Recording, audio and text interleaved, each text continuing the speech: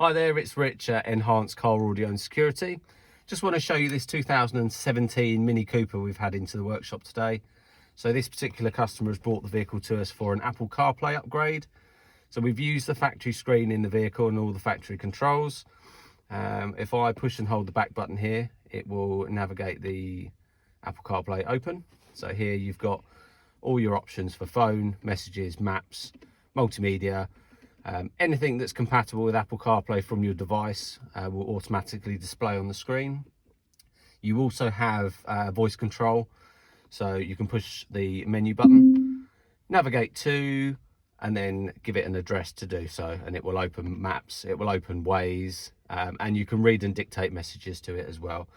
So this particular unit, like I say, you can control everything through the factory screen, factory buttons, and if at any point you need to go back to the main menu, again, you just push and hold the back button on the factory unit and it will switch back to the mini system here. So just a nice addition to the original screen and keeps you up to date with all the latest apps and maps.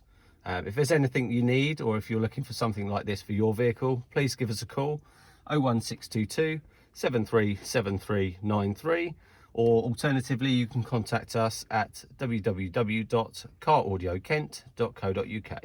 Thank you.